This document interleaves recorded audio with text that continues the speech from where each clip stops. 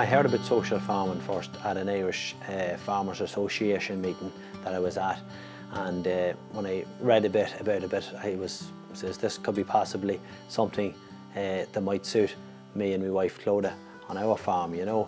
A few years ago I was reading the Farmers Journal and I came across an article about social farming entitled Farmers Who Care, and it kind of grabbed my attention because growing up on the family farm here, we looked after my uncle for 25 years who had an intellectual disability, and also shortly after he died my father developed Alzheimer's and we looked after him on the farm. I am an occupational therapist by profession, and I work with people with learning disabilities, and I've worked with people with mental health issues.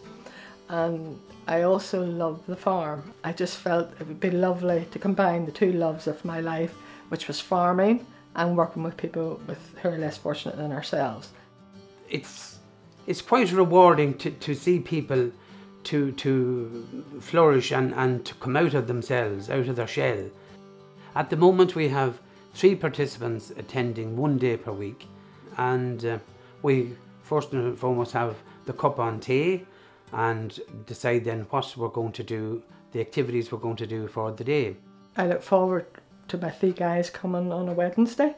I always am thinking, right, what project are we going to do today? I have to think about the weather and think, right, what can we do today if the weather isn't so favourable?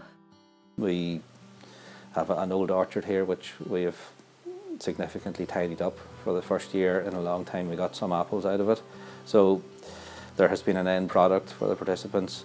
On this farm I am building a cottage that has disabled facilities, and my long-term plan was that eventually I could let individuals, you know, obviously with carers, to come and actually stay on the farms for weekends or week breaks.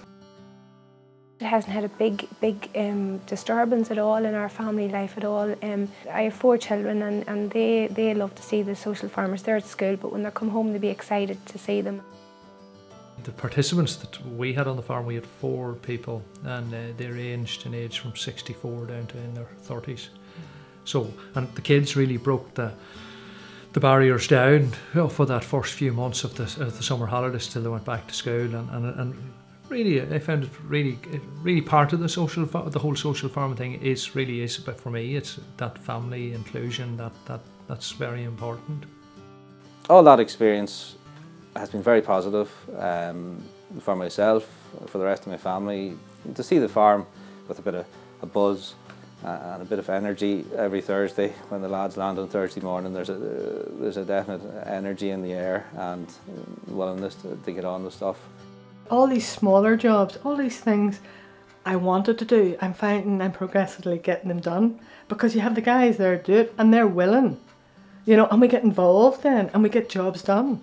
And so that has been a great thing for me, you know, and I feel like as if we're a team, you know, because on a Wednesday here, there's 4 of us here as a team, and that makes any work far better. The experience so far has been very positive. I've noticed a big change with the boys since they came here first. And they've become much more trusting, and they seem to be very happy. They give us the opinion that they're very happy to come here.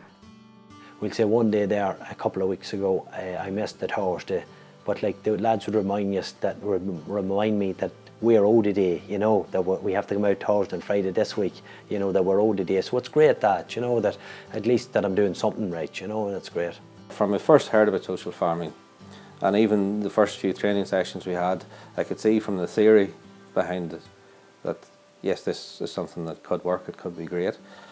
But participating in the project has taken that from theory to practice and has made me realise that yes, it's not just that it could work, but that it does work. The original training was so fab, and the support, that you were never isolated, you were never ever on your own.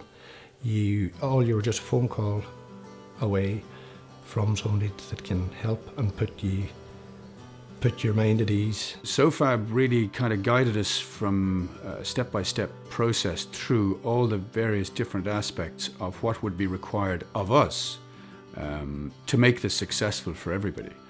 So it's not just a case of, you know, a few meetings early on and, you know, you get your participants and you give them.